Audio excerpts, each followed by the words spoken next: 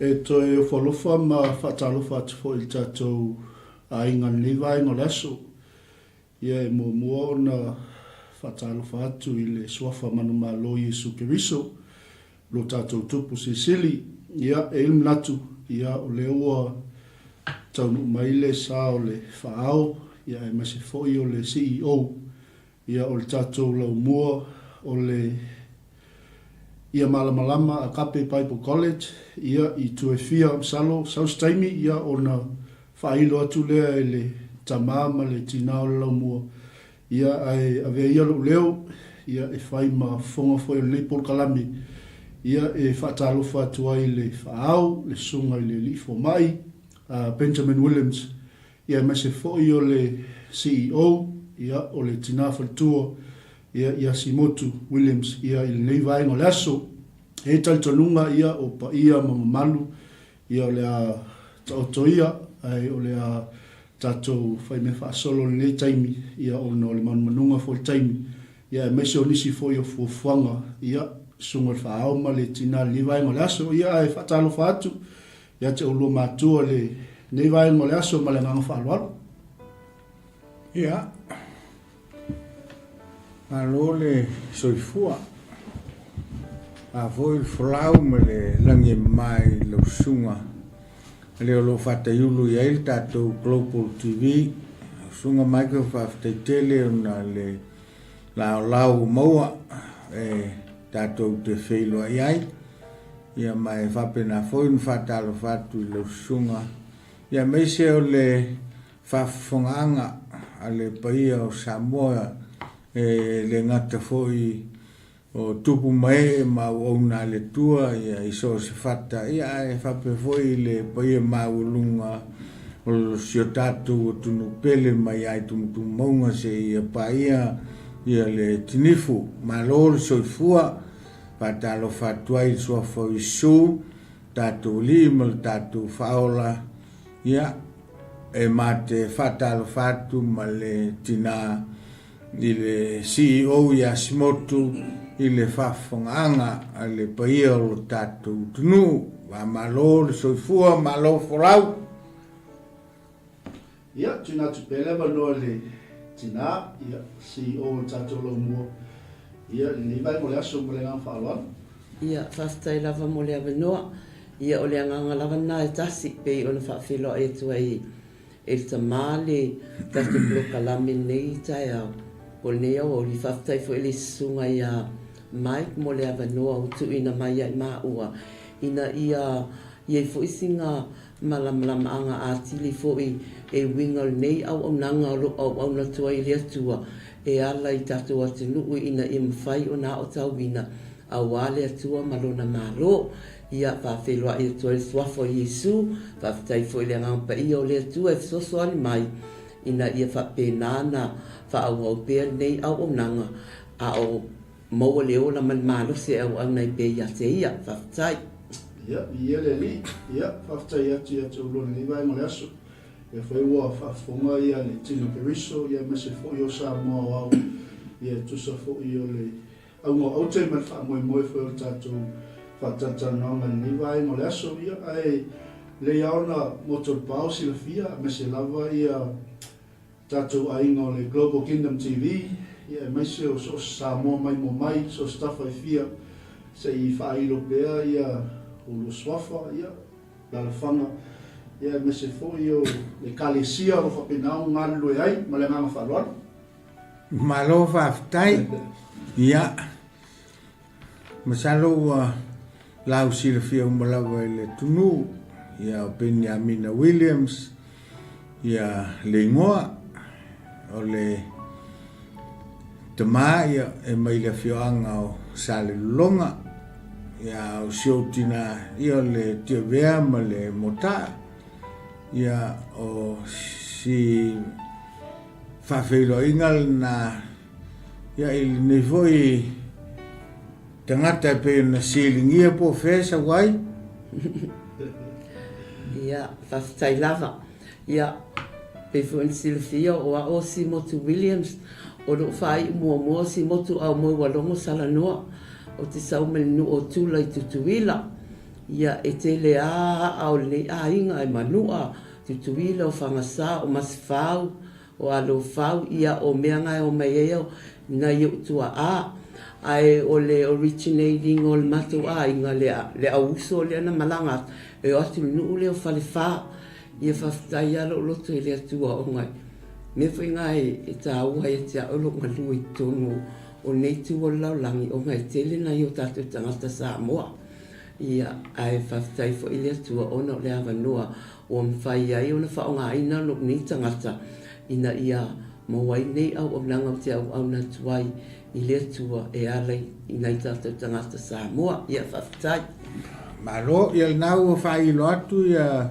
o whionga manu e o mai ai nei ainga ia e langa o le ai le si manga o le fusili ia e tusa o le ngoa o le tapu inga o lo au nai ia mesifoi o le au nanga i raonga ia o lo tautua nei ainga i la loifo le whamalunga a le Akape International Ministry i le laulangi le Akape International Ministries ia o le tautua alofa whaletua ia o le ngol na o le whamalu ia lo mātou au auna ma ngārulu ai nei foi vai tau ma le whamalama o tala mai e le tua ia o lo tautua foi ma au auna ia i le tatou aung tuspaia e pe un whailo atu e le taiulu o le tatou proklama Global Kingdom TV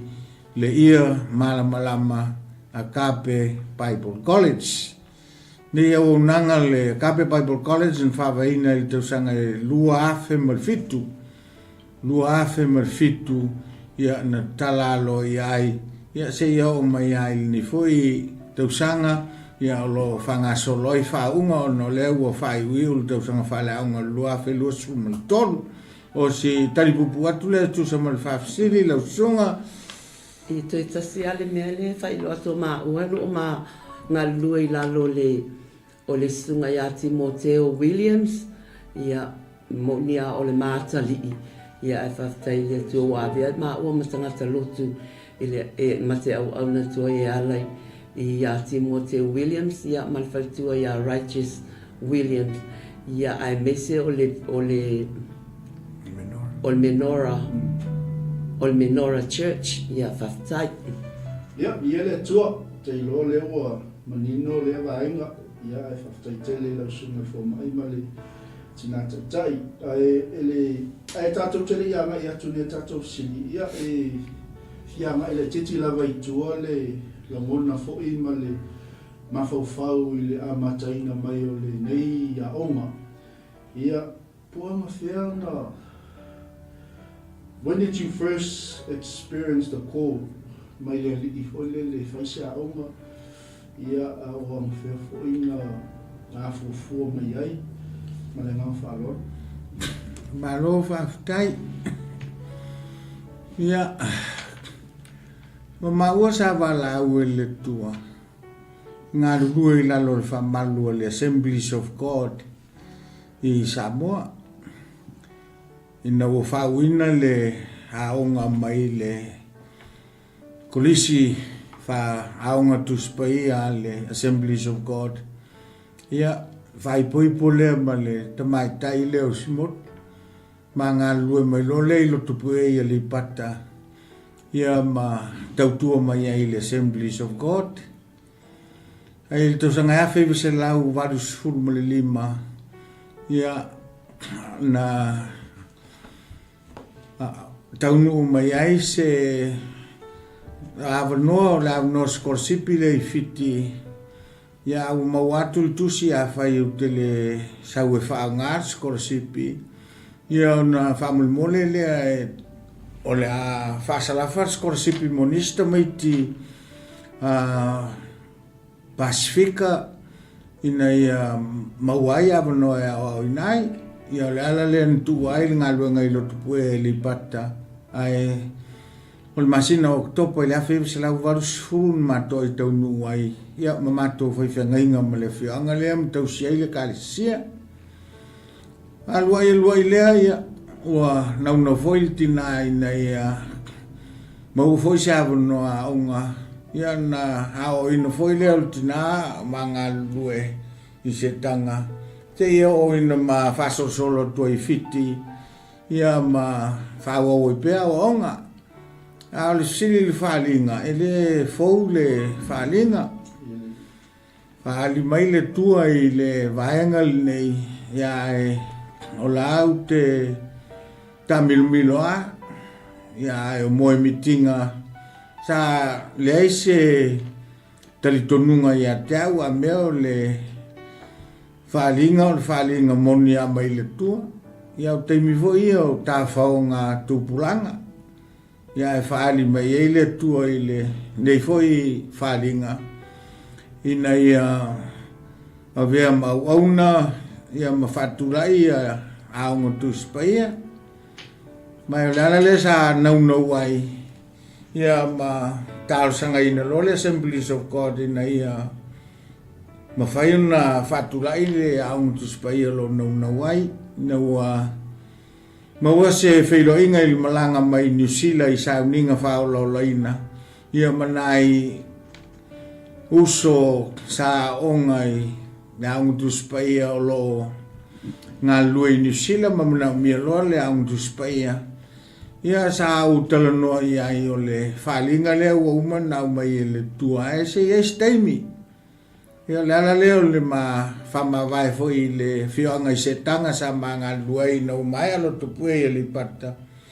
ma malanga mai loa le New Zealand e whamue moe nei e whatua onga ia masavalia loa le sunga ia sa mani pulpule te sa mani pulpule o le whatamale sa teiteia le Assembly of God o sa moe tonu o New Zealand nei ia e saulole o le tali mato e ngā lue I lalo le sunga ia vasaipani se iei se taimi ia luai ia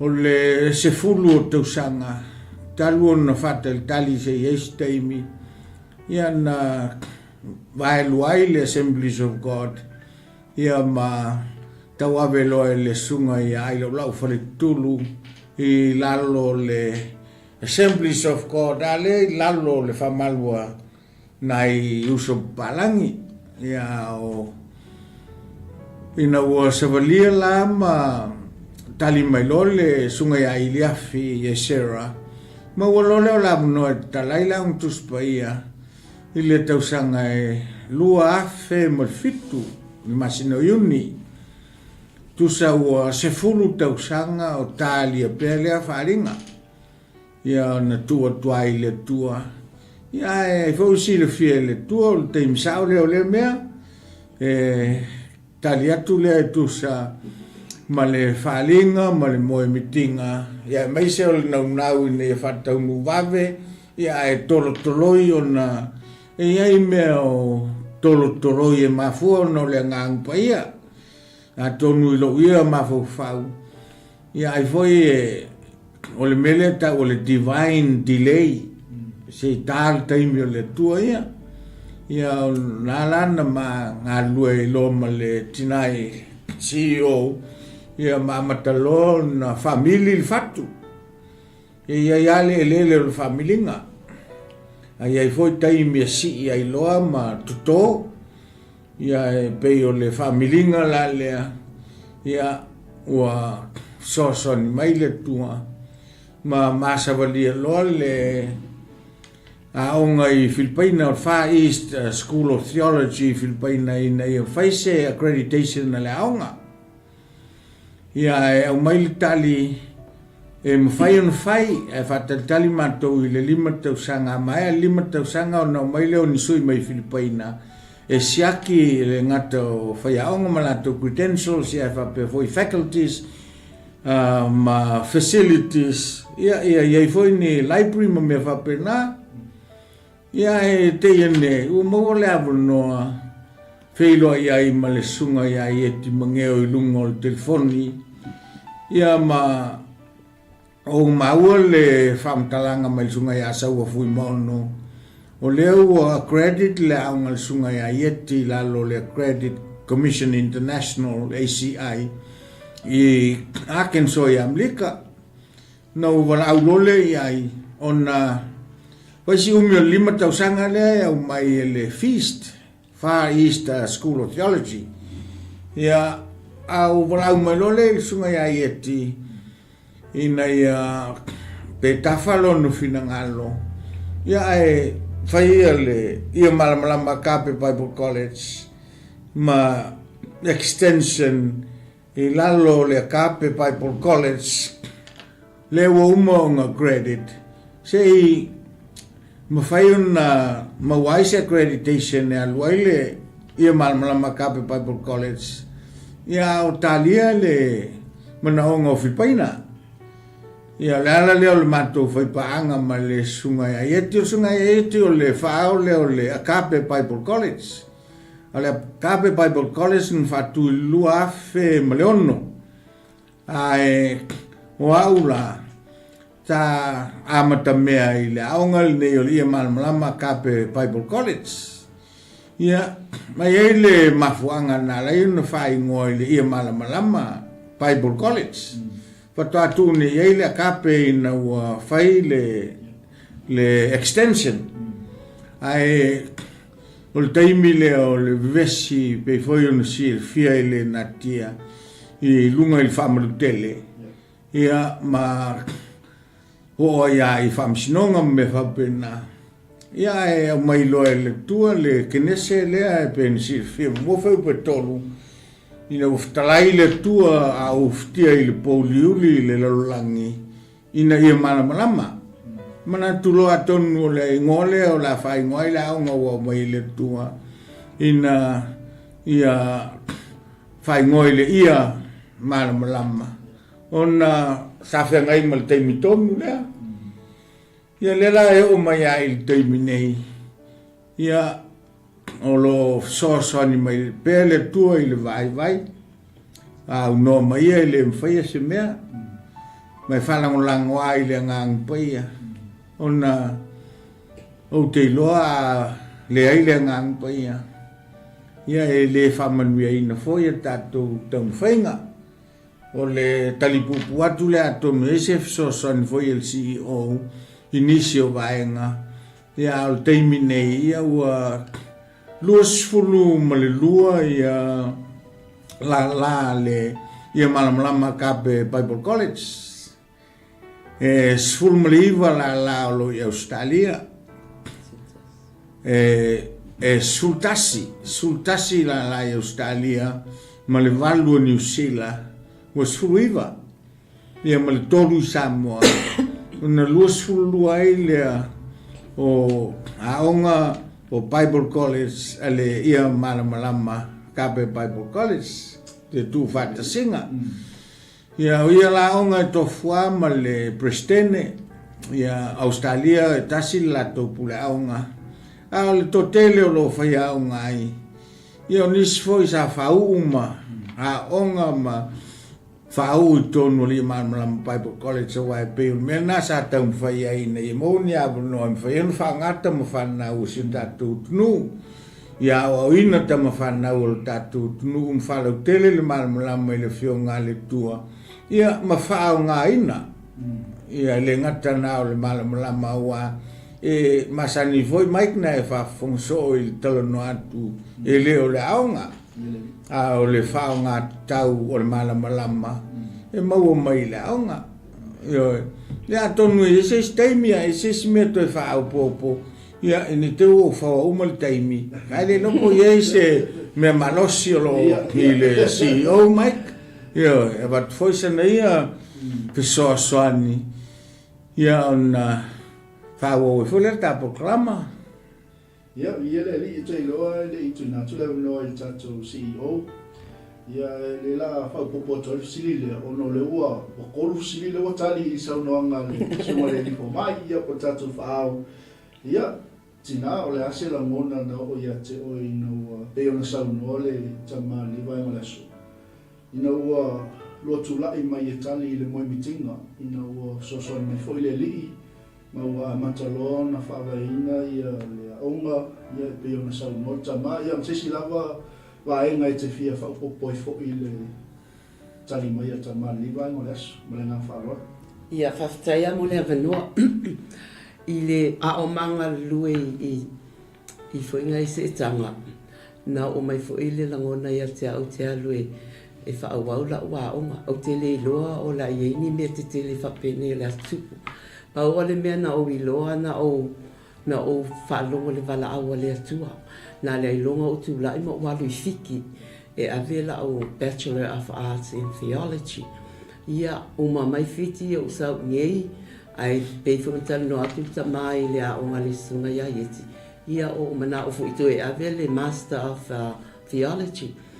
I nei mea umana o ngai o iai ele iai masa o mafau ai ala fasan ke awa lena o vahenga le o CEO e te le ala no mo mau o le CEO o mawalunga te le au puia tea ai pau ale mea o te fia ai ma o nau iai ia whao ngā le mea o au mai le tua o te au nai tua o lana au auna le alanga ai te me ma te whaaso ai e le whaingo fia ngā bengali la sunga mai e le whaingo fia e mo i ai e tau whai e whaalu tala le e ala ia oa onga ai le whaingo fia fo fia ngai matangata o lo fia ngai ma oa onga le alana ia i loli manatu i li tama concentrate a o le upua le atua ai tu umai le vaenga le tino le ngaluenga le o le tau whainga a onga o te ngalue atua e whaonga i fo i mea ngā avea ia o le atua o te whaftaia e la le atua o ka penganga uma ia ta penga ia o le atua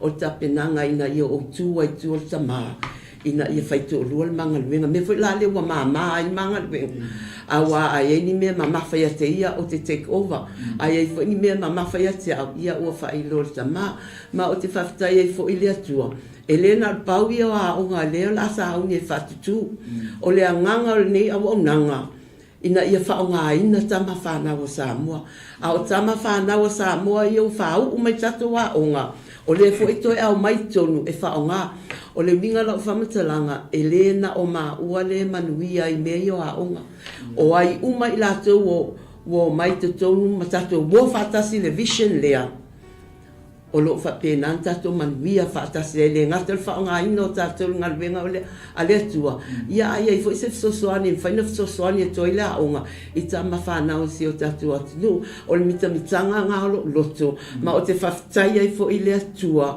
o no nei avanoa o mfai ai ona o mowaina o te au na tua ia te ia ala ile o na fa tai ia na lo fa tai le o menino foi le tani foi pe ona silia toile ia e tanto nunga e pe on sa no ia le tama fa o ia na ia lu tau fo io le am tama me o tato wa onga ia me se fo io le am tama ia le fai mo fie e pe ona sa no lu ma to le vai mo le aso o le mele tau po atu fo i fa lo o le toi fa nga ina le o alo ma fa no sa mo sa o tau ina to mo o la mua te tasi ia o le silila le o tatu o mai ai o le ale le fa malo sia ino o alo ma ta ma fa no sa mo le taimi nei ma le fa moi o le mea fa fe a uma o le mea fa ia uma ia o le mea i lava ia nisi matata a mai foi i le ufale atua i tono o le auma ia ma le toi ufafo mai i paresia fo i o loo ngā lulue ma au na i le li ma le ngā whaloa malo whaftai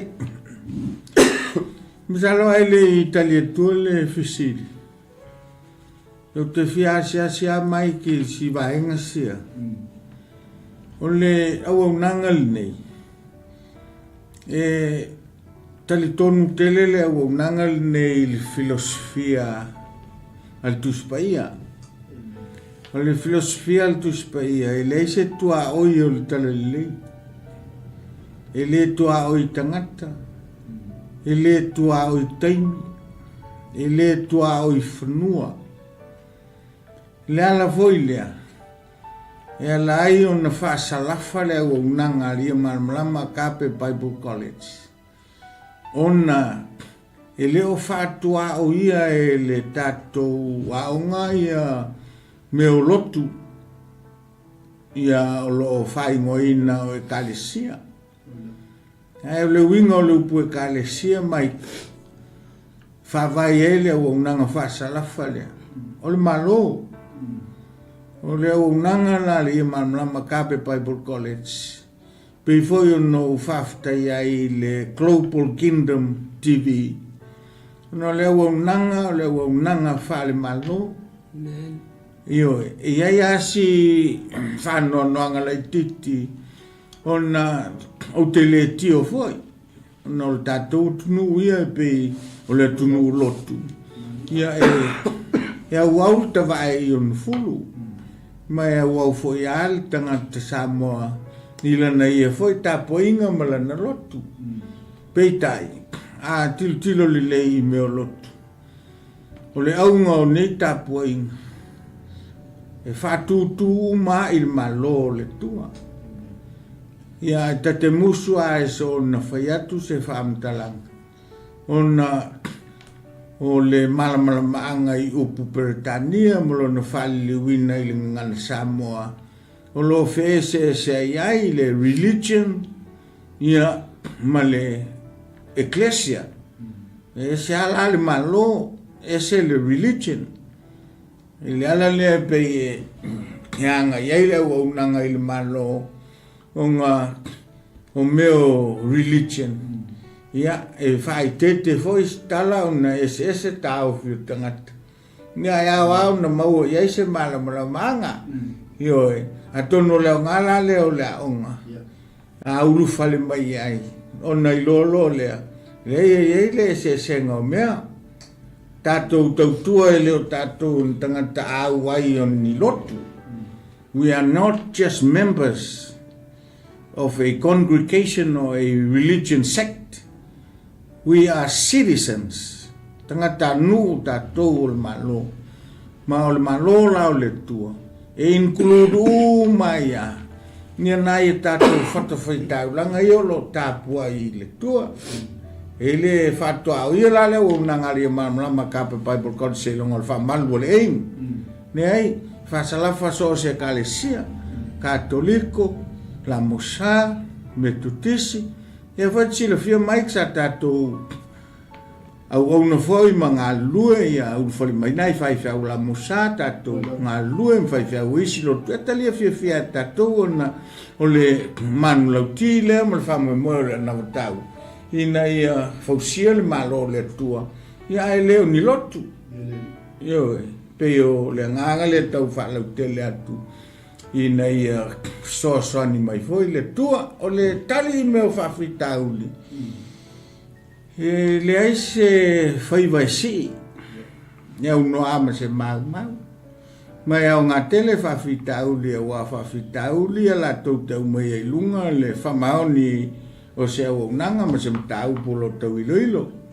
e ai fa fitau li fenga i malaunga ia e tele le Yesu le tau te ona ai e tele atu lo fa fitau li o le mele e folo mali fa fitau ma ta tele fai ngoina ia me o fa fitau li ta te fai ngoina me o lui tau fa ola wawa e fa malusia tatou pa wale tal sanga foi le ma le vai nga o te fia ai oi e tuai ona i la tau e leanga o tele na wa o nanga i lunga o televise ma Facebook ma me fa pe ia o te tal sanga toi te ma lo te vai a fa pe ai sesio ai ni na por kalama fa pe au mai pe na fiolo fa so mai pe lunga longa theology malama lo ia tu some systematic theology tu spaia wa tau na malama le foia e ai le me tau le hermeneutical studies tu spaia e vai ai le me le iso Jesus mal exegesis ai wale mai la ngona foi personal e a faina i fua na isi au na ia ma na isi tangata o lo sa ili uma ile malo tatou te ngā lue fatasi la e fausia le tangata ina ia maua i tātou le whamoemoe pe ono silingia, po le a le whamoemoe. O le whamoemoe. E toi a whio mai Jesu. Ai leo toi mamao fo. Ta pena la oi. Ta pena foi mato. Tātou tau whai ta pena. Ina ia mwhai na tātou maua le sini o whamoemoe. Ai a whapere tātou te whana au I lunga. Ia, e rei au maia le mea lofa le tua. E tātou te whetau I ai whapea. Ai na au mai na ia whelangolango mai ai le tātou ngā lue. Ia, o si sosoatu si e isia vaenga le ngau leu whatutu me elf siri mai. O te whiatari atu le vaenga le fisili lea. O tamiti a onga umai a onga le a ile ia malamalama. E te o te lea latu e fia whaonga haina e ala le whai a onga ina o le upu. Ai ei latu langa wa uman whatatia. E ei tongi e ta o le GPA ngā e mawhai ai o le 3.5. E whai ai na ausia na mawhai o na alau ai o e te whai a onga i le tatou a onga. Ai a whapei lalo I fo ia. O le ia I fo ia semina ma conference a onga. E mawhai ai na o atu e o lo fia mana o fo I lea matatia. Ina ia whaonga ina I o lato wola mo lato soifua wai pei fo ina maa oi lautunga. E le whai whea umatangata. Ai a whai o lau mea lofa malau taleni o le whai a onga inga le upu. Ia a mea o le vi inga nao le atua. Ai a whai lava e istangata e whaonga o isi whai a onga le whai a onga I tonu e le na o tamite o le. O tato a onga. O tamiti mai isi a onga na o maila I e tonu a sasi la te o tongi pe tala whengai pe ave le si tau sanga I tasi. Ia na whaonga la ia pe au sia tongi ia o umana o whailo atu e 3.5. Le whaonga le tato ia malama. Ia e mese a lato ia e maua lako Bachelor in Theology. Ia e mese fo le master. Ia o lako wanga o komeki. But o le bachelor, kusape maua lo whailunga. Ai langa o le ele o bachelor umai e 3.5 o isi bachelor I lalo 2.0. Ia a whapela ia stangasta e fifa ia onga tele. Ia sawe akto e a ongai. I semina ma conference le ele conference le la whainge tatsang fo. Ina I wha maopo mai tonu le se ngā whaia onga PlayStation pule a onga. Le ngata ina I wha maua le whea whaninga. Ia maua ele ngā lue whatasi. Ia e le ngata fo ilea. Ina I sosoani atu ele ofisa tu tonu I Wellington. Ina ia toi avatu nisi mea ina I whatukula ia ele alwalu lumo le tatou a onga. Ia pe o mea na e wawa ai atu iai I nai tu o tatou a onga whaftai. Maro, se o whau la vea mai ki ono leua. Ia. Ole, ia malamalama kape Bible College. E leo se a onga e whau na e whaiwhau lea. Ia malamalama le ai tatou. E le ai se whatautainga whapena le malamalama kape Bible College se whau ulo e whaiwhau loa. E le ai se a ia le malamalama Bible College. Le anga pei no whai atu. E tele kalesia ia I tonu tatou kape Bible College. Mai tofu ala le kalesia ia malana ia constitutions e ngata o le whawai autu. Ia ai foi le whawai lango ina le whawai autu. E ai constitution, e ai bylaws. A whaula oi I le ia malamalama kape Bible College. Mau te le whawhai whiaua oi. Le ai. E susu le oi I lau e kalesia lea sa sui mai ai oi. Le ngai e foi e la tou mea wa uma o na whataoto e tu sa mataiala o la tou kalesia. Ia, mawhai ei na whai whiau le tangata. Pau le fisosoani le I malamalama kape Bible College. So whalau te le ina lea o le si le fia. Ina ia mawhai o na veo tou au na fisosoani. Whamama venga foi whai whiau malotu. A o tō whinga la tou. Ia o mea ngā mai e le tua. Mai ui mai la le tua. ia tātou kalesia ma komiti ma mea uma ma whaataoto. Ia whaitalia le o tau ma le nā vaenga. Ai o le malamalamaanga ina ia fausia pea.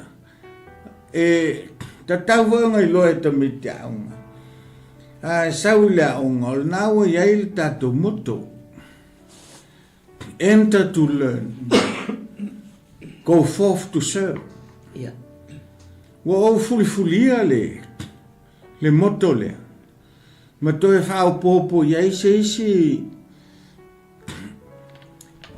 nai manatula ai te pei whalo loto atili ai na ia anoa. Tai peila o le upu lea. Appointed to learn. Anointed to serve. Ina ia langona I tangata. O le ufale I le aonga. It is not for the accumulation of facts only. Ile ai. Ile anga nae tau tala le tuspa ia. E mawhai le poto nga whaafefete tato. Ai o le alofa. Na te fausia ina tato. Whanau la le alofa ina o maua le malamalama anga I le whionga le tua. O te loa se au unanga lea. E vi ia ai lo tato mtai. Tala sia ia. I tau whai maua e tato ia la ngona. Ai anga le mai le tua sta mai whaupopoto sia atun fwoi ina inisi vai lau ia po nai vai angia to so mai se fili. Ia ona tau fwoi le so sani tuai. Kaftai le ua o tonu lava le lua saunoanga I le siri le au ke wa ia kwaila paki. Ia o le moto o tatou lau mua. Malo. Ia le ala ua whaupopoto al fesili. Ono lesa ulu saunoa ia lesa matala vai nei. Ia ona tu whatasi lea ma le tatou akape. Ia o ia ile sunga I le foma ia mangeo. Ia ese I sauno ia pe o le moto lava le tasi pesa ese moto le akape ia malia malamalama ia po le mesa nga lue whatasi wai na I lua mo le fausia ina o tatou wale mawhalo. Ia pe veo no whai atu. Ili ese waa o aunga. O le aunga lea. Sa whawai le luafe mo le ono. Matou le luafe mo le fitu. Ia, ele I talanoa foi ma ua ma le sunga ia ieti. Na mea la, whaila wa aunga tuspa I e lua o ono. Ai whaile nei aunga lua o fitu. Pe nau whai atu. Mo le tausanga ia whaiva se lau. Iwa sifun ma le fitu. Na toi tau nuai le mamalanga mai nei. Ona, avelole o le talsanga I le aunga. Ai whatoa matala le aunga le whai toi le lua o fitu. Kia tusa lao leo se furu tau sanga talu na talia lupe o man. Ai le ai so uiloa. O lua o ono le na whawa e le aunga sunga e eti. Ai mo se sila fia. Ina ia mai o io. O le aunga ai a le sunga e eti mange o le Kape Bible College. O le lua o ono na whawa ai. Ma le sunga e eti mange o. Ia leo lo whao ia le vaenga. A o le ia malamalama Kape Bible College. Whawai le lua o fitu. Ia o le tamu whainga le tali atu le whaalinga e mesifoi mo e mitinga. Whai leo le whinangalo le tua. Ma ngā lue whatasilo. Ia whausia mai lea o le moto lea. O le enter to learn. Go forth to serve. Ia whatafe atua I loa ma le ia malamalama Kape Bible College. Peila nei loa. Leo I foi mahoufaunga. Pe faisi anoa lai titi pe a whapea appointed to learn. Anointed to serve. Ia o le whaftaila I le tua. Ina ia Maua foi se silafia tatou au whafonga mai o lo mai mo mai. O le moto o le aonga e tasia. Ma manu lau tifo i leo lo whai mana vatau. Wa aonga nei lua. Nai o mafua laon tatou whai mea whatasi ma le akape Bible College. Ma tatou whai paanga. Ona pei ona o taua. Sa tal sanga e whai tatou ma extension ona whai si umi o talia Filipainga. Ia e sa tutongi mai ia mātou fisi Filipainga. Whatalitali sei uma 5 tausanga. Ia lepe ua vave ona maua siawa noa. Ui atua i ina ia credit la aunga. Ina ia taulia ia certificates ma 𝚗𝗚𝚑𝗏𝗏𝚘𝚒 ia o le ala lea o le o le tali atu lea tusa ma le whaafisiri lau sunga.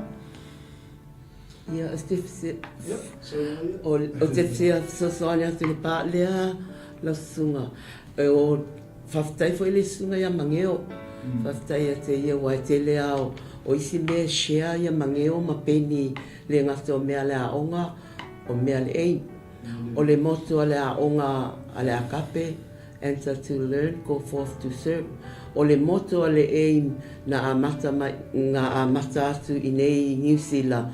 Your heart is my heart. O maua mai. Pe o moto i e lua, o moto ngā create mai e lesi whaau, ma create mai lesi whaau. Ia lea lau atu whaatasi wa share ai. Ia lea lai whaftai e lea tua. Lewa ngā lulu e whaatasi, mā lualu ai pere ngā luenga lea whai whaatasi. Ia whaftai. Ia, mā lo, whaftai le saranoi oi le tatou CEO. Ia o te loa, lea le tui mamau tatou taimi. Ia masi koni se wai no tatou whatalonga. Ia ono o le loto lau fo'i le lau mua sa o tauina ai, ia mese le whaalau loina o le nei fo'i au nanga, ia le tatou ia malamalama a Kape Bible College, ia peo fo'i ona whailo e le tama whaau. Ia nisi o la i tono Australia o New Zealand, whaatase i Samoa. Ia mai pea sau noanga i alo mawhanau o Samoa, e se ai tau ai ona e mafau e te alu i se kolisi e au tauina le lei ei oe, ma le ngā whaalwala. Malo, whaftai. Ia o le tuspai alta i ala. O le tuspai e foi whaton whalau. O le o taoto le alafua po le whinangalo le tua. Taipe ia o le au. Ai a maua la le alafua sa ili le tatou te iala. O te iala ia e 5 teiteina i tatou le alafua. Pe ia o le muangana tatou velo aso i le au. Pe ia e whapena se le ngona. O lo te iala ma whaton whalau le whionga le tua. Ia tatou au nanga uma. Mua e le tu i nei lalo se whaftai e whia moli le sunga i a ieti mangeo. Ona ua mana mia e maa ua nei. Se whamalu i nei whangao i o iai ma whatino le moe mitinga. Ai whaisi umi o tau whatali Filipainga. Ai na ua wala watu i leu sa au auna i a ieti mangeo. Sa whaftai lau loto wa ele ia se nisi awala e ono whaaffainga tai le tali mai e le ona. Mena mau ai se avano e whaingofi ainga credit tatu i le ia marama Kape Bible College. Iau te loe whapena foi se whaftai i aonga uma ma lau mua uma. Ia mai se o prestene mpula onga mwhai a onga. Ia e whapito foi ona tamamatei a onga. Wa ulu whale mai e awa oina. O le memoni whai mai le tuspa ia. E mafua ona whano tātou. Ona ua le ai se poto. E manau mia le awa oina. E o ai a Yesu, a tāsia svoi a Yesu. O le tele ia o awa onga Yesu. E sili atu a onga Yesu nei loa na launga. Tele taimi e awa o Yesu ai le titi taimi e launga. Ona tilo foi tātou ia onga Yesu e whaingo fie ia. Mai whao ngā fo Yesu tele o meo natura i nei e whaingo fie ai. Mō tangata o na malamalama. O ngā a le malamalama. Ia, ta otol tala altus, pa ia e whano. Whano tātou pe a le malamalama. Ia o tele foi lau tangata. Pe ia tua ina ia satani. Tua ina le te Apollo. Tātou oi se oli, ma tātou oi whawhanonga o no satani. Atonu e se vaenga satani, al vaenga satani nga al whaososo. Ai ala o ngā tātou o. O ngai leo maua tātou le tamai, ma le iloa. E mawhai ai ona fitu una i tātou whaososonga. A tātou ora i whawhanonga, tau te o a ona. Ua le maua tātou le poto, e mawhai ai ona fo ia whawhitaui. Ona e leo o ina tātou. Au te loina o te mil nei. Ua amana mia lava tātou. E mai se he leo pose lilo i whaintaro la langi leo o iai. Ai nai tātou whanau, mo whanau a tātou whanau. Awa o le walau o le tua, ma leo o unanga. E au ngā tupulanga. Yo, e umalea tupulanga, saulea tupulanga, saulea tupulanga. O le fisiri la, o le astatu mea la tuu, e whai mawhamanuianga i le stupulanga. A tātou whe misai, a tātou whe tāwai, a tātou whe whaaleanga i lunga o nanga ne. O le mea la lea o le a maua nai a tātou whanau, ma whanau a tātou whanau. La lea la se suinga ana o le whaua unga o le misa, whaua unga o le fusu, whea ngai. E leo iei se whaalwhaninga leanga, leo ngā lue whatasi tātou. E whaawau le awa oina, ina ia ta mail tangata i le whionga le tua. Ona, o se tasi leo mea, tātou male o le tino. Ma le tino ia o subject leang salam le sema. So se taimi ala e taun whai mai ai le tua ma le whionga le tua. E whatau te ala tangata langa foi le ola i tino. E whapela e a o ina o tangata i ata mai. Ia ma upgrade le level o ngā malamalama. I leisi dimension le al supernatural. Le lalulangi le vaia le o longa lue mai e nganga.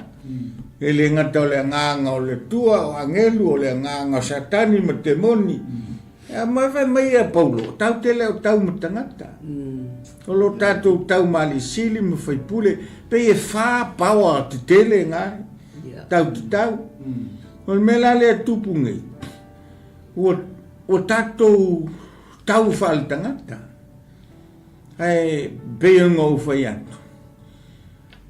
Sau i lunga o le ea, sau i lunga o le TV, whāsoa mai fiolo. Whaasoa mai mta au pisisili maulangona malo talitunu. Au al whale angare si a onga. Au al whale angare si whiwhau.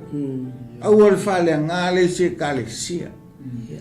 Tato uma o tangata saili. Every human being on the face of the earth is searching for something. Amen. I am searching. You are searching.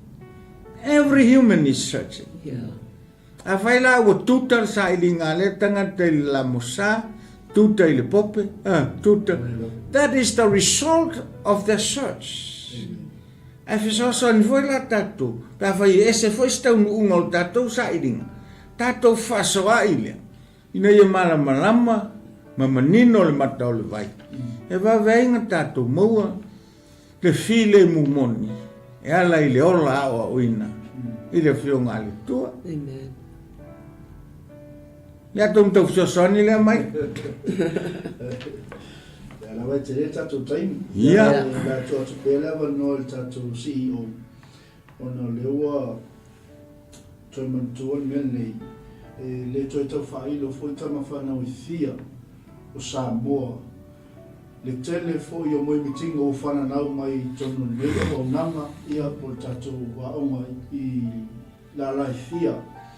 Ia le te tau whailo foi. Ia le foi ia o nanga o tatou malue le taimi o le Global Kingdom TV. Ia o se o nanga foi na whanau mai to tono le nei o nanga o le ia mano nama. Amen. A Kape Bible College. Ia Praise te the Lord. nana le nau e lava le loto. Ia o le whalau te lenga lava o le malo le atua.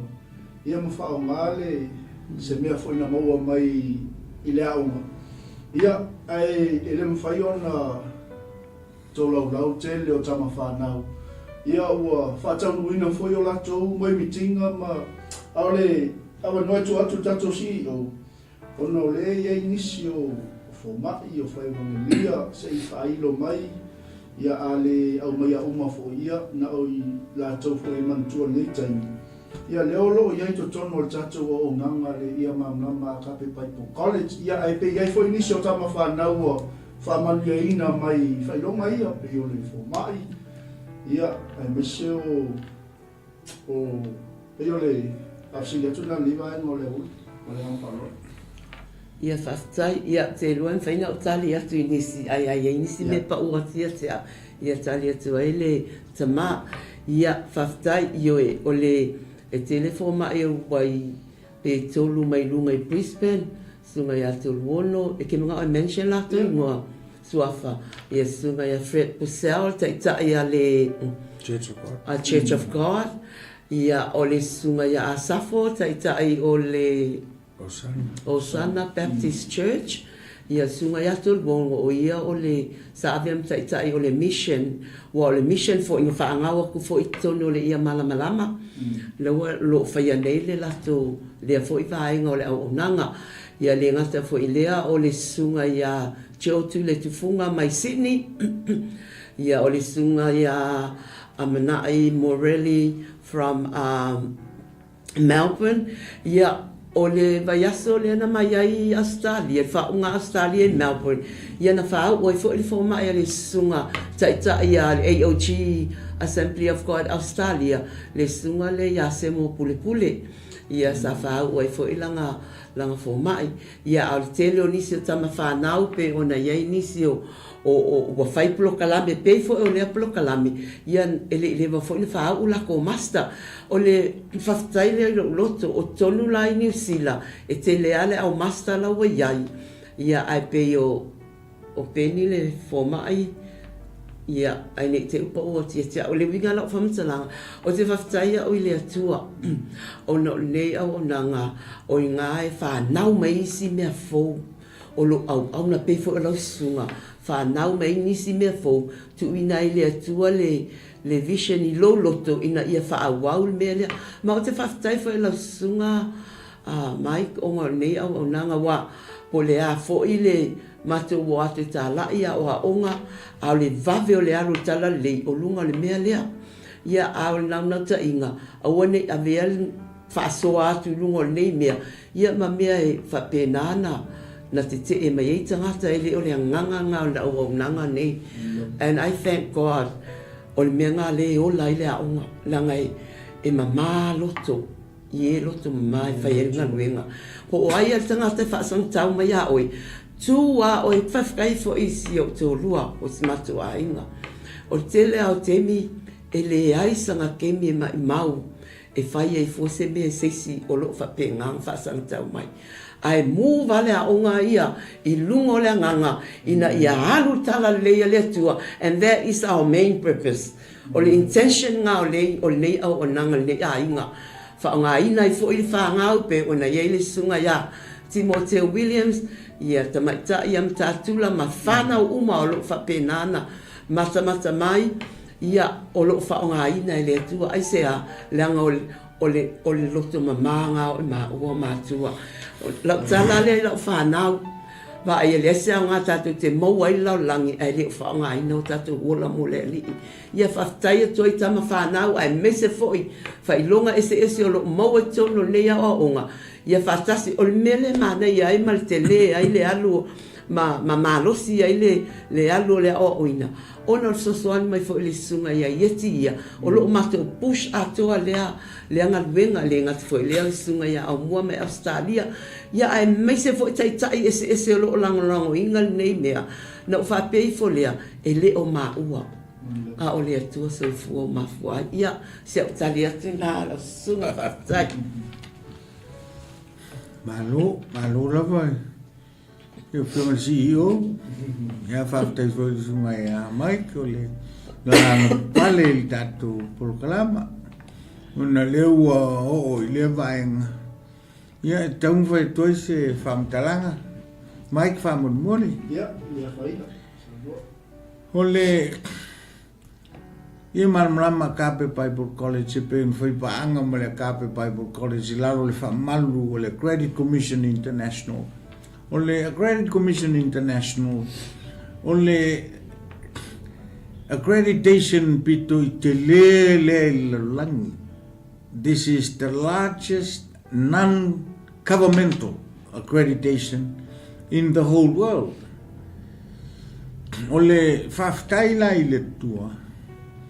Ona ole malosiem fai ona iai lewa unanga ale Akabe Bible College. Male ia malama Akabe Bible College. Ilalo le famal wal ACI. Na watu pese fatetainga. E mfai le malsianga. Ale accreditation lewa ia ilalo ia tatou mfai paanga atu sunga ia ieti. Ona tawa au le me tawa le honorary doctor degree. Mai whawaele I lunga o tolusfulu I fasfulu tau sanga o au na whawhi whau. Ia ua ilonga foi ni au ngā luenga. Na whatino ma whaia au ngā lue. Whawaina o lotu, whawaina o aonga. Ai eilangi moli emo whape ngā emo maila o nanga. E tilo toa la ile accreditation le. Ia na watu leo se recommendation pe atasanga. E avel sunga ia ieti. Ongo ieti le whiangai mal tatu ACI. Una mawhai leo na whaamatu mai. Tailua ili tau sanga o ngā whaamatu mai ele accreditation ia doctors. Meo honorary. Ale foi te silfia ele ngata certificate Associate of Arts degree in theology, Bachelor of Arts degree in theology. Ale foi fai tato o ngavele Master of Arts in theology. Ia fa foi la male Doctor of Divinity. Ia il tato Doctor of Divinity, ia il tato honorary doctor. Ia master mai doctor ngal PhD. O lo tatou PhD ia ona mantua lo leo tala lesi professor lenga foi mai ata e mai tala doina.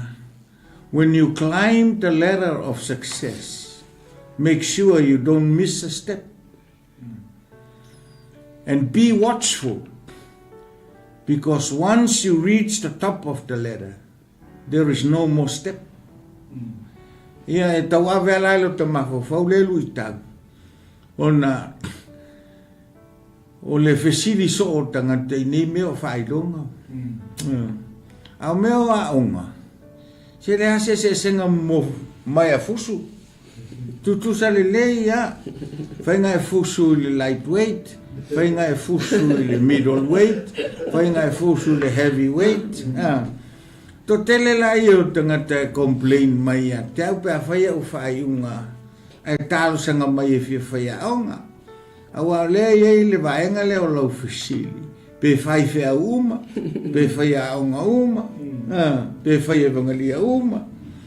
Le la lau tali atu. Mawhai o na maua PA,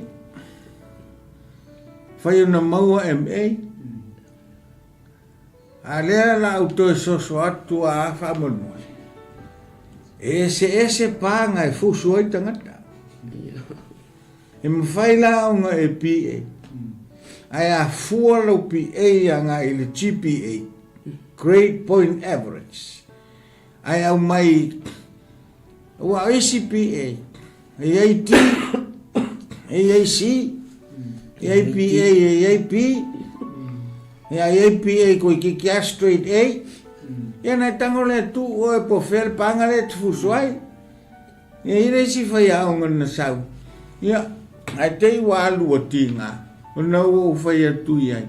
Toi sau e nofo i lalo. O whai au ngai e au o wai mai fafu. So ni mo oi. E ona sau iai il teimina whai eila na unga. O tilo tu. E mana mia o le te whafonga mai tala si o le 3.7 na mga mia a le whaisi ai o le lofa tu no le o le tu le o whai mersi o 3.5 al mea la le sa weli uso le o whai alwe tam whai la wa unga sa mai sau to e au ai whai mai soli o le wa umalo PA o fatia sa oi ai langa o lo PA panga mama nga miela PA so i foi lunga long panga ele o PA uma fa penga foi lai la uma ele o tanga uma o vala uina fai fa le o tanga uma vala uina fai uma tilo le leia i me alofa nai menino al talal tus paia ia le me alofa le me lea ia le me alofa le me lea masala o me lea la ina tinga ma bevesi tato ona e asosi tele tato o wa o le upu sa mo masala nga fa li liu mai e tus paia le upu le envy o le mataua o le upu le mataua o lo wita le ai le stangata o ngolai ai tangata ngale me le o yate oi ua e mana o iai ai le o yate oi ai te sirafia e iai mea wa watu e le tua yate oi le o yate iai foi mea wa mai e le tua yate wa tonu e le o yate oi ai wa saunia e le tua le mea ina ia wha mawalalo ai lo uloto ya oi wha mawalalo mai lo uloto yate ina ia maua e ta ua le ngā lulu e whaatasi o ta loto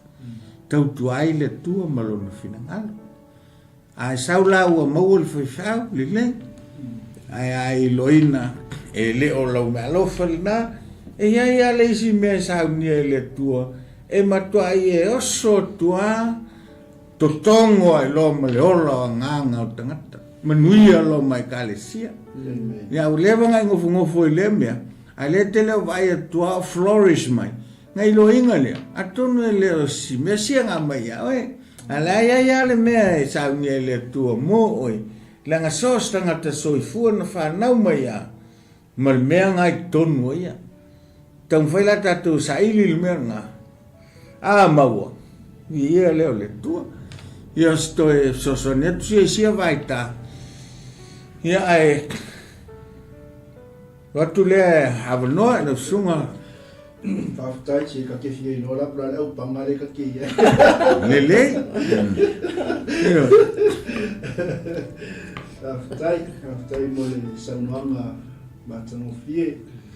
Le ua whaamanina fo tele fo i o paenga. Ia mo le nofo sila fia fo i la tau. Ia o lo fisili pea. Ia ma la tau ma whawhawha pena. Ia le ua e sauno manino niwa e mo le asu. Ia e tusa o le au nanga tato ia malama ia akape pai po college ia te lor vai nga mulmuli le tato se atu iai po ia nisi o fau ungo toyo le tau sanga ia o le afo se baba ia tau sanga fo nisi o fofuanga o lo iai o tato o nga whaua ma lo whaftai se tuatu si o tam vai toile se foi fa popongo pe amana mia mai ia e ele tato whaftaia mo le avanua. E te to whaunga muli il vai aso nei, e whaia le i le vin. O whaunga le o lo whaia le vin tu whatasi e ia onga e ono. Mai Dunedin, Christchurch, Wellington, Fielding, Levine, ma Hastings. O le aonga la le vin, o le aonga na whaavai le 𝚘𝚘𝚙𝚢𝚑𝚝, ia 𝚘𝚘𝚙𝚢𝚑𝚝, e whaavai si 𝚘𝚘𝚙𝚢𝚑 lotu pope. O nei auso ia, e lotu pope a ia, o te whaftai le atua, o lisi le au, o nanga e aonga aine mea o le au ina. Awa o nei tangata ia na maua, ina ua whaavai le aonga, ia ma whaola ina i loa ia 𝚘𝚘𝚙𝚢𝚑 nei. Ai misi fo o nisi o la lotu pope ia pipi ia toi fo i manisi o isi e kalesia Pentekosto ia lea la e fai ele aunga le vin ia o lato temi o lato ma Fielding o Hastings and Levine o la ko le hosting al matu fa unga nita sanga fai la le asto nai ia mantua fo ile fa unga ina ia tele nisi tangata pope ina ia fa ola inga le aso le fa unga fa ftai. Ya. E mai ia whaunga o le vin. Ia na anga ia tule i Samoa. E whaunga i Samoa pol masina i anuali. O sao lea. Ia, sa. Ia se tasfoi o tatu aunga. Ia ma o le aunga lea. O lo whawai lalo. O le kalesia o le Kingdom First. Le la fai lato whaunga i ai anual. Ia. Ai ono lea tauto le si fisil. O lea ua e fisiringia po whera le panga le te fufuai. Se kumata to la. O panga mulafa. Ai le lau tali atu tu sa. Ia maua foi se sila fia e lau whaafonga. O le whiri o le ngalueng o le taulangi tofi ma le mapo tofi masalo le whiri lea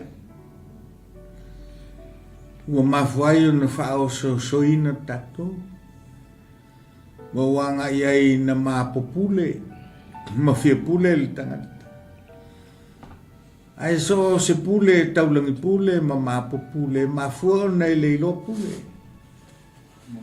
na o pule alo ia o pule lea e na te iloina ai at tau tangata o lo ila loifo o la ni puleanga o le lau tu lai le fsiri po le al panga le fuso ai lau su o te ilo le tali whaingofi o le me alofa lena o mai ele tua ina whanawia mai e uruola o le totele o tato e apalai le maule a ngai le totele o la te whanau faltino le ala lea e tangai foi lau sunga mai ka tato o atu i maliu ia o tele mai le anga o le mea foi le tauna si le fia tato tangata soifua nau le mai Amerika tua le aonga i na o tawatu le maliu o siu tama o sauloa lea o te taunua tu la o umanga teu siu tama au lai totele ata meiti lo matua inga man tua foi lea to ateu tama tu sa o ngafi au taunu o na ofisili lea po ai ngai tamaiti afe mai tali al matua inga o whangau ia lo tama i leisi usunga pato ai ia tamaiti afe mai whangau foi ia lo tama i leisi foi whawhinge pea man tonu i whawhal tama mai tele mao le whafonga Samoa o whatsole matua havi ali tatou toina.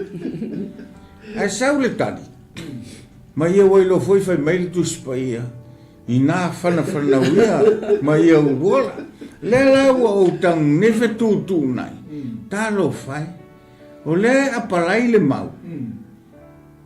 Ina fana uia ma ia urola. I ta maiti ngai nga whangau wha pauliuri. O wha pe ai leo whetau i le.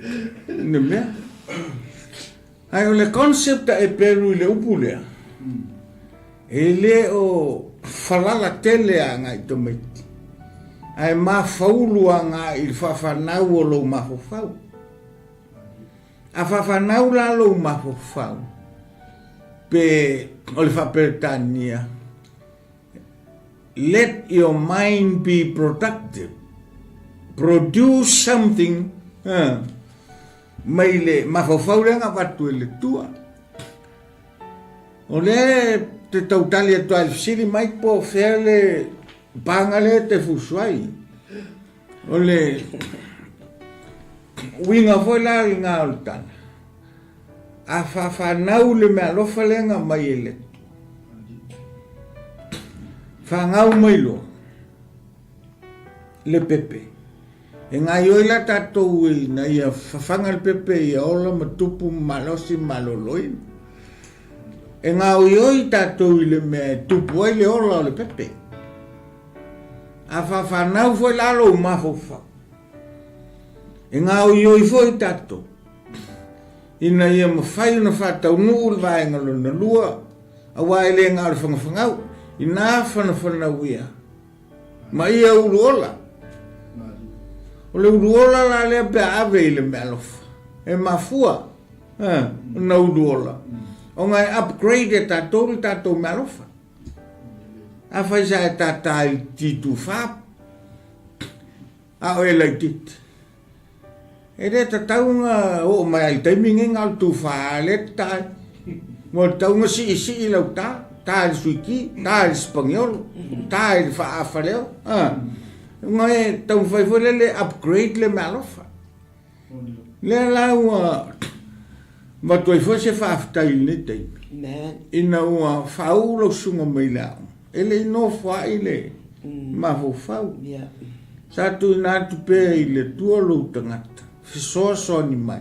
E whawhanau le malofa. Le lau whawhanau le malofa. O tala la tuspa ia, o le uruola, be fruitful. O na ia la le si upunga ia, multiply. Ele ngatai la i, ele ngatai laupi ai. O leo te lo le te au na malos.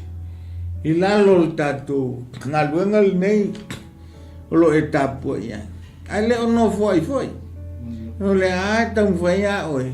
Ina ia whawhanaua le mea rofa lea ma whalau tele. Langa la o le vaenga lon toru ngai whi mai. Ia tūmu ai la rangi. Ina whanawhanauia ma ia uruola. Ia tūmu ai la rangi. A lea ua whamaunia ili nei whiawhi. E re whatoa tasi se vai a sofa. I lau polkalama. A lea ua nanga lea tau titi lotu nei. I le tautua ma le au nanga tato Global Kingdom TV. E le o whapu mo ona o lau e karesia. A le o i lunga o ala leo.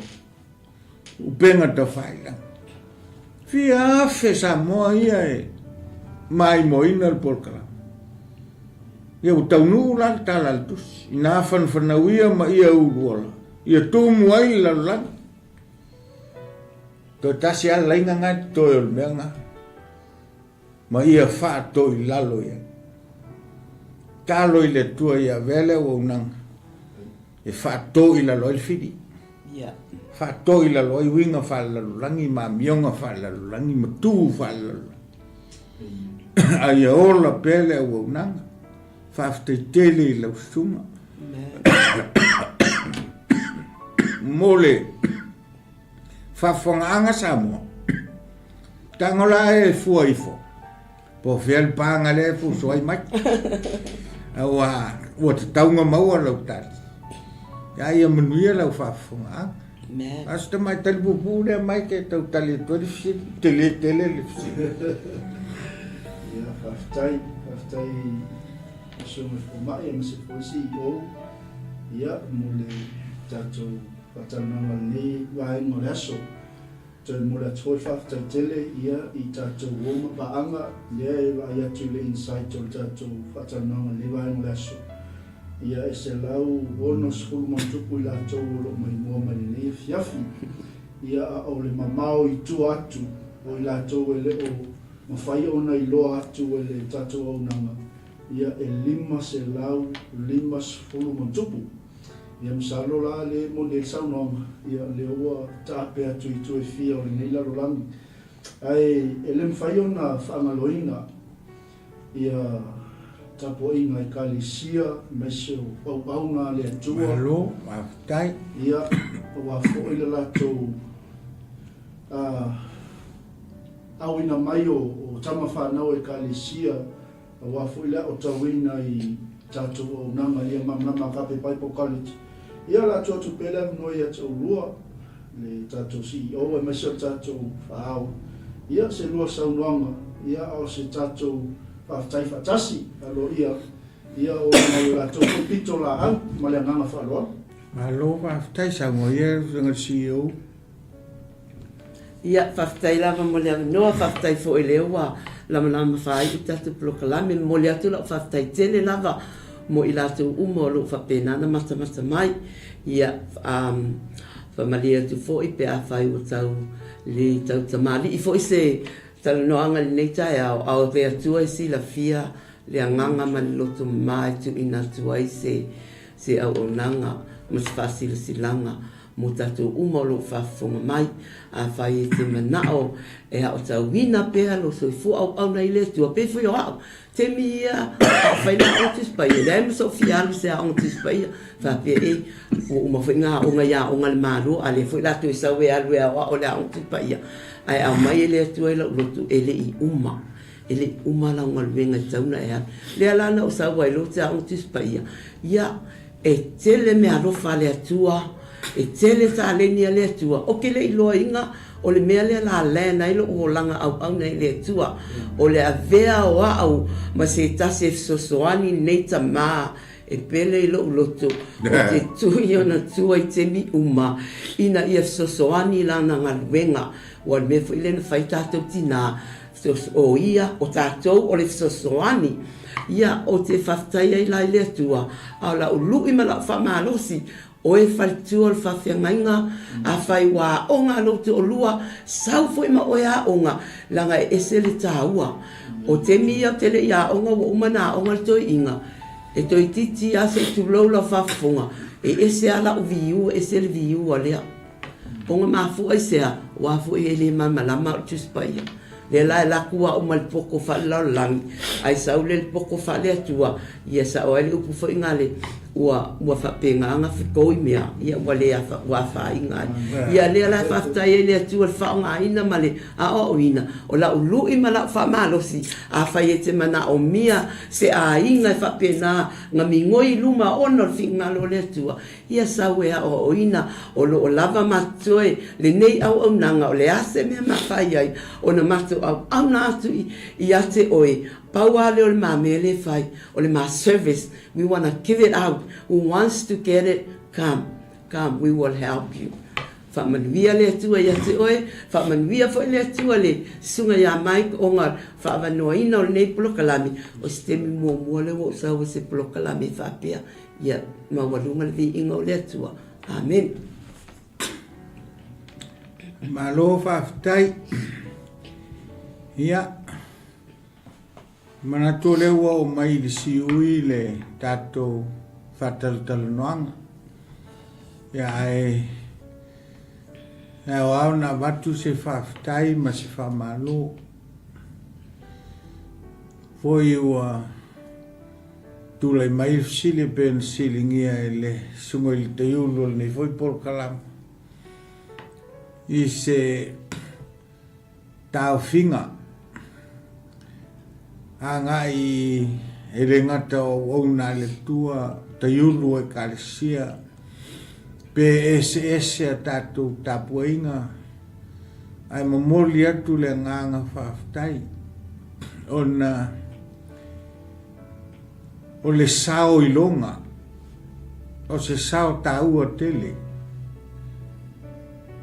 mai le tuspai o lo vangaia i tatu tangata i to tele o lo mata matamai to tele lao tatu e apalai le maunga i tangata o le olanga ne ai o lau tilo talo fai na i o tatu tua na i o tatu matua e langa o le upu whao reina whato a tatu tauange ai ang ngafi a le upu whato tua na ngā lulue mai ai o tatu tua ma lo wha mau lea i le pelu e sutas na o mai ala i o tatu au ngata maa whao ngā mai whato tua lea ma le lato ulu i tau tua nā le tua tau tua nā le kalesia tau tua nā pe mea e tau anga i elo teita mahu whao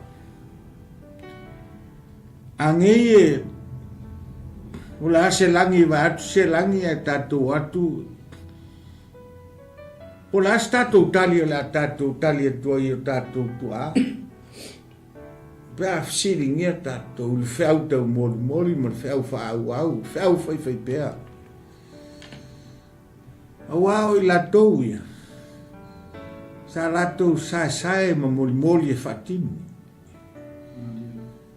o latou ia sa latou afifi moli mai se ia o mai le manuia le ua ia tatou no le ato pona le ato ina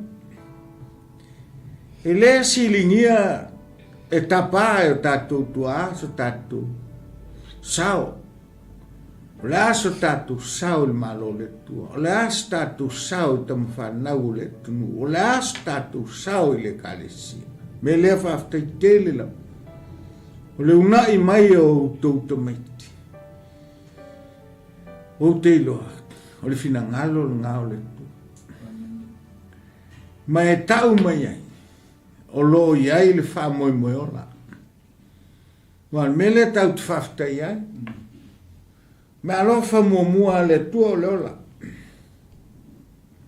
a le me alofa so o le tua le tangata o le oti so me alofa le ola me alofa foi le oti wa foi ai oti wa te amaltino ai fata sia tu le li wa fai me alofa ia o inga ia o le tangata le te fusu o tua ingei i le fato tua ai te le iwai me le faftai tele la vai lutu sao o le sao le tangata ola nanga o le tangata ola e ilonga wha moi a le tangata uoti ua umalonga wha moi e le te la e unga ia mai au tamaiti rao langa ngai ai lo wha moi te wha moi i munguia whanau te wha moi i munguia le kalesia i munguia Samoa o le ase pine a le te una i mai ne ia o tau mo le tu e le mo se lotu ne mo le malo le tu o le wanangal ne Global Kingdom TV le wananga fal malo me le fafte tele la fe lava e tu fiai fe le fata lo e os tau ngai mo moli atu le nganga faftai ma le nganga fa malo le tautua malo le finangalo i le tua ia angalele mai le tua o leo tatou tilo ni e langa leo umalo taimi aton foi sistema langa mai tatou tofsir foi le lunga ia pe a faava no mai langa wa eset pangale fu suai le le java no ia mo tatou a le taiter nga faftai fia moli atu e le vale lei ma le ia malama kape Bible College Australia Samoa ma New Zealand ne fai au musui moli to ile nganga faftai i lo tu sao taua I le malo le tu. Ia o stalatu sia. Ma le ava ma le whaalolo a whai o sopotu pe sopolangi si whaamatalanga. Ia tatu o le whalsamata ua o longa punga. Matuatu inga. Tō whaatu inga. Nā se mea ua le tau tamari whaafongang. Ia whamangaru. Waulawa o nā stangata whapewhoi te CEO. Whamangaru foi mātou ma le sunga li te ulu le porokalama nei. Ai anga le mai le tua. Tō whaia I vai e ma le fua I ai. Ona le swafo I su. Ia manuia le whaasasau. Whangon mole ala sunga mai. E se mea o drop mai e le nganga lolotu. A whai e alu nei mea ai o te le whailo atu. O te loa o le a whai mau sala. O le tau sila fia le tātou circular school le wa iei nei I kolisi. O lo o a o ina ai e ma whai e le teine po le tama na whai ma teine. Le a o onga fau le o sau nei masalo to te leo tātou o lo maua le a o onga lea e mai kolisi ia. Le na maua I lalo I Wellington. E ma atu Australia o le kala fo I le Australia. O la ulu I le I tātou whanau. O lalo Wellington o whaatanga I ta metina o mai le a onga tupa ia. E le o temi le lei nei e a oa o I tātou whanau.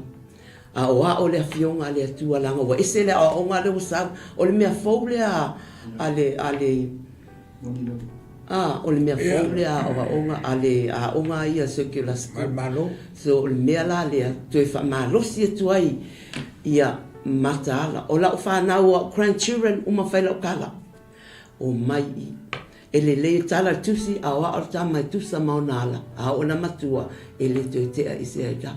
Ia pauanga sia ulu I masa o tue whamalosi mta tue whangwhangu atu tato mafutanga nei aso. Ia unga e mai tato whanau ina ia o ina le upua le atua. A tonu foi I stemi o lata usanga. Tusa e marwhinga le atua la whaifa pitua ni a onga tuspa ia mo whanau ale kalisia. Ia whaftai ono Yesu. Alo whaftai. Ia. Amen. E pe nau whai atu. Atonu e saunia foi le tu se si lao staimi luma. Ona le taupu le antal no tolsi o le ostamani taupu. Lenga e ai vaenga o tuspaia. E tau o meo symbolic parallelism. Now, symbolic parallelism. Tau tus fate tayo tala Yesu. E pe ona aso noa. Va pena foi aso le atali o tangata. Pe ona po so toma mo kumoro e va pena foi lo taimi. E leo toi mau le fiumai. A leo o tatou tiltila tu I fa ilo malo le fiumai. Ona e fesili le. O a mea na tutupu taimi o noa. O a mea na tutupu taimi o sotoma mo kumoro. Le fai mai Yesu. Pei o ma mea na tutupu I noa ma sotoma mo kumoro. Fa pe ngā mea ia o tutupu nei. E leo sta mai mtaupu nei. O se mtaupu onga tele. E leanga o leo tatou iei tonu ai teimi o melia. O le tua e ngau I mai mea tau o season ma time and season. Ma tala la tatou lango teimi tonu nei tatou iei. Wala talata le fio mai. Le tupu ai mea ia. Fesili ai la oi po ame nga tupu teimi le. Ngai to tiltilo le teimi ngai. Pei uma leo toi foi mai mea ia. Welcome. You will see pei falling on my I say pei o toi replay mai se template foi de Asian Times le o toi tilo tatou ia e mai esu atu tupu meia fai e lo le o to ulunga fai e na ngai le sau lalo Yesu sau lunga ai ona le tatou teimi o te mus foi e faolo teimi a leo o foi a beto mau se tatou avano tatou toi fasoa le ia langa o manga le out le tental malo le Illuminati ma fai nga malo for the next 10 years from 2020 to 2030 wa manga le out le tental malo tilo me ia tupu malo ia watu ia fa penga e pe fa popoa foi nele nga fa mata ai e lo fa tua tato wole se ili turuinga ai te lo e soson mai le ngang ia o tua lea manuia fa sau ni fiafi anga le foi le tua mau lo so i fu la le au na le tua ia fa manuia le tua i fata lo to o nai ia fa pe foi ta poinga tu asinsina ta tu no fa falu polunga fa pel pa ia lo tele Samoa ia fa manu tele le tu ni fiafi ia fa manu foi le tu le sunga mai tu sai ma le proclama mai o le lui talo i le tu na te fa lo tele ma na fa tu pul malo ia awa o taimi e upgrade dai mea eletu e te tilo ai i le value o le au nanga le e vi i ai le tua ia manui foi si o tau ai ia manui le kalesia lo e ngalue ai e sirion fa manui le tua i le tato o nanga tato Global Kingdom TV o no swafo i su ia mo le atu foi le nganga whaatele i le whaiona tu ua le aminoa ia o na losila foi le atua mo lona whingangalo ia o ai foi lo nei tangata o lo manatu mai ai taitanunga ia o no le manatu wha le malo ia mai sila i le li ia o whai ai foi o na loa ngai mai ma so mai ma tala mai o lo au ia ono le fatala ula atu al tatu o nanga ia ile lava upu ile lava le nganga tau lea ia tama mai langi o lo fai wa fola tala lei ma se fo ile tina CEO ia Simotu ia se e whaafilingo i sa le fautua ma se fo o le pitola au lo e ngalue ai ia wale ngalue ngale li ia malwa ai atu ia ile tatu o nanga mo le lumanai Mahalo, dai,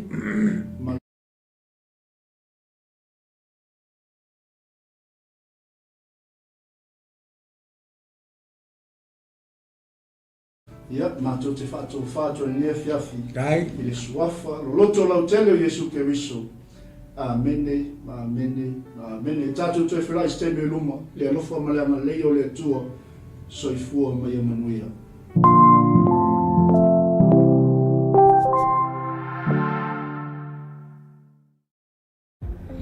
To all our friends in New Zealand, Australia and the islands, I have good news for you. Aliyah Tours is open in your region, headed by Timo Williams. The whole idea is to bring Christian groups from your region, churches, leaders, worship leaders to come here to the land of the Bible, to be encouraged, to walk where things really happen, to taste and to touch the miracle that God has done with the people of Israel. I want to encourage you to be in touch with Aliyah Tours so they can organize your next tour to the land of the Bible.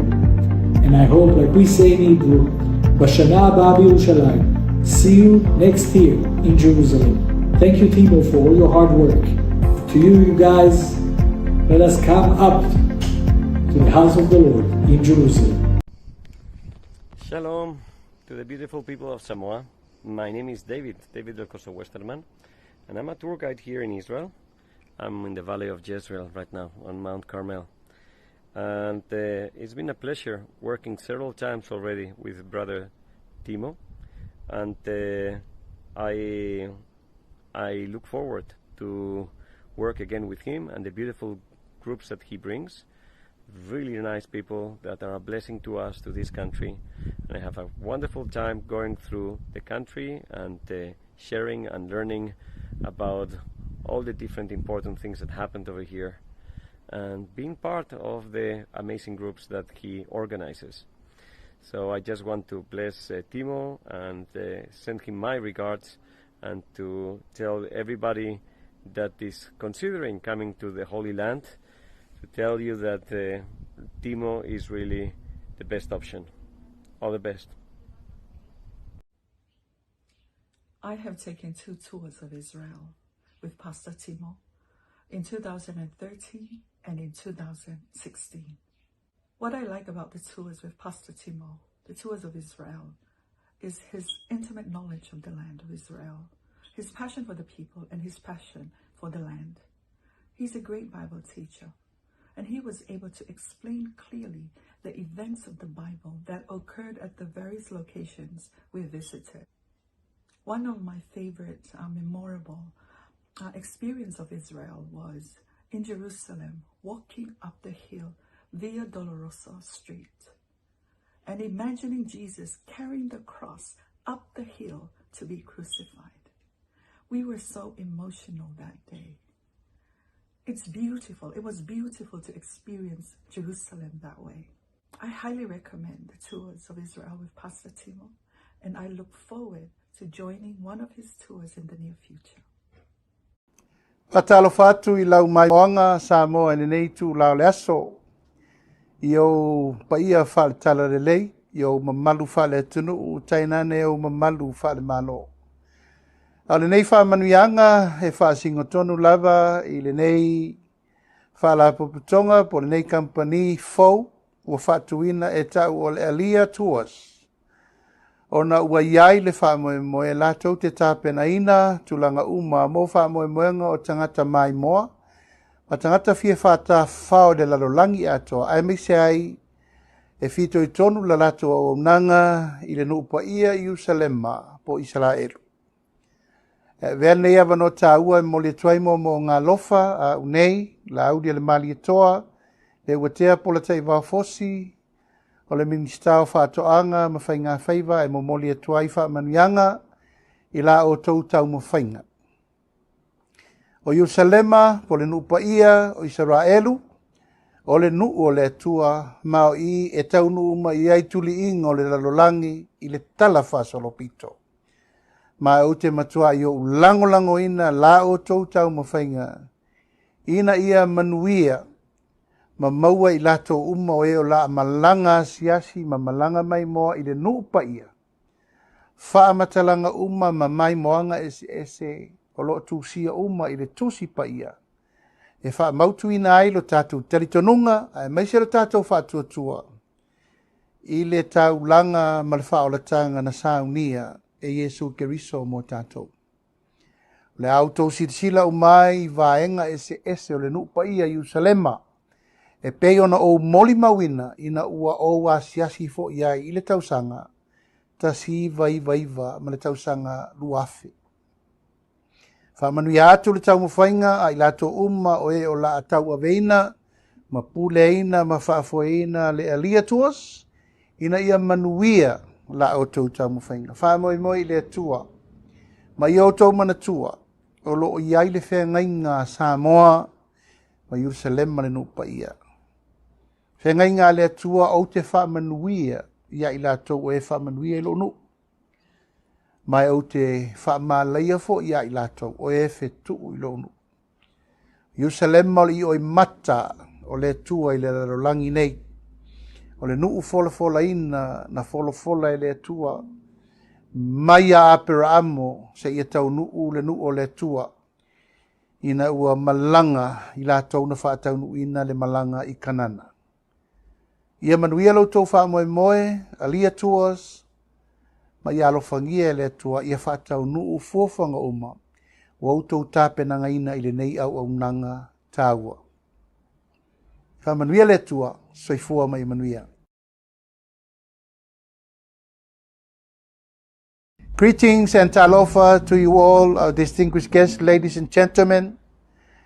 I wish to convey my sincerely appreciation and my blessing to the Aliyah Tours for such a great initiative to start this tour company to accommodate all the people that wish to visit the Holy Land of Jerusalem in Israel.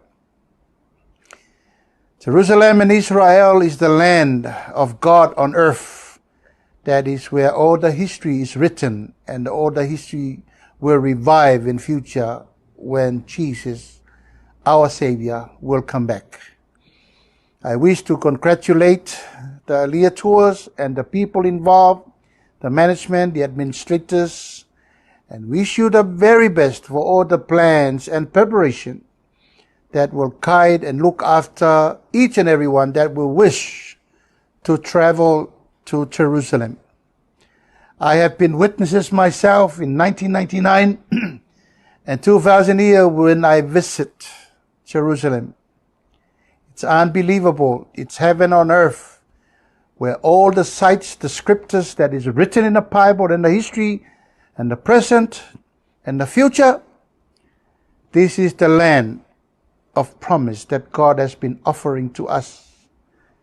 And it brings back all the strengthening of our hearts and our soul and our faith in Christian in this world where we're living in.